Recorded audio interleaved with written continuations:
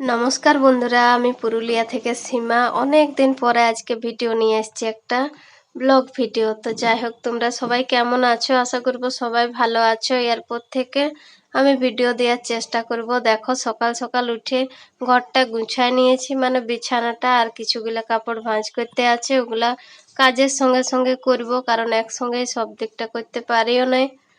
আর ঘুম থেকে উঠতে এতটাই বেলা হয়ে গেছে, আমার মেয়ের স্কুল আছে। তো দেখো, সকাল সকাল তোমাদের দাদা ভাই বাজার এনেছে।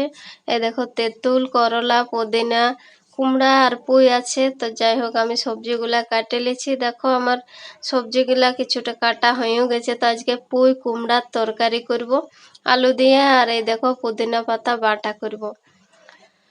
তো আমি সেরকম ভাবে আর কি সময় দিতে পারি নাই বলে ভিডিওগুলাও করতে পারি নাই অনেক দিন থেকে বন্ধুরা। আর এখন মানে সময়গুলাও ভালো যাচ্ছে না। দেখতে পাচ্ছ, এই দেখো কুমড়ার তরকারি বানাচ্ছি। তো বাবুর আজকে মাংস খাওয়ার ইচ্ছা ছিল। আজ কদিন থেকে জানি না কি হয়েছে, বাবু মাংস খাবো মাংস খাবো এরকম করছে। আসলে কিছুদিন আগে শরীরটা খারাপ ছিল, তো তারপর থেকেই জানি না কেন এরকম করছে। তো যাই হোক, কদিন আগে এনেছিল, আর রোজ রোজ তো আনা সম্ভব নয়। এই দেখো সবজি হচ্ছে, তো কুমড়া আলুর তরকারি। আর আমি এরকম ভাবেই বসাই, ভাজে বসালে আমার সুবিধা লাগে তরকারি। তবে সব তরকারি ভাজে বসাই না। আর এই দেখো, এখন ঢাকা দিয়ে তরকারিটা করে লেছি, আর আমাদের এখন রান্না হয়ে গেছে। দেখো, মা বেটা খাবার খাইতে বসে গেছি, আর সমৃদ্ধি স্কুল চলে গেছে, তোমাদের দাদা ভাই দোকান গেছে। আর এই দেখো আজকের খাবার আলু মাখা, পুদিনা পাতা বাটা, আর কুমড়ার ঝাল, আর এদিকে করলা ভাজার ডাল। তবে এত সব করার সময় পাই না, আর আজকে কিন্তু ঝটপট করেও নিয়েছি। তবে সবজি ভাত, বাবুর মনটা ভালো নাই, খাইতে বসলে মাংস খাইতে চাইছে। আর যাই হোক বন্ধুরা, তো এখন দেখো আমার বাবু অনেকটাই বড় হয়ে গেছে বন্ধুরা। আর এখন সত্যি এতটা কষ্টের দিনগুলা যাচ্ছে, কিছু বলার নাই।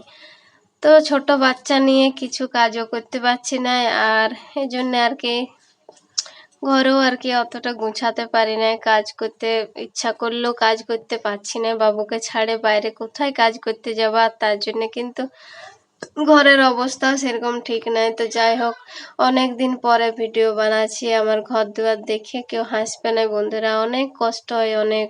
একা হাতে বাচ্চা মানুষ করা এত কষ্ট হয়, তারপরে বাবুদেরকে ভালো মতো খাবারও দিতে পারি না। দেখো বাবুর অবস্থা, বাবুকে দেখে অনেকেই অনেক কিছু বলে রাস্তায়, আরে যে বাবুকে খাবার দিতে পারো না, নাই মানে খাবার দাও না, নাই।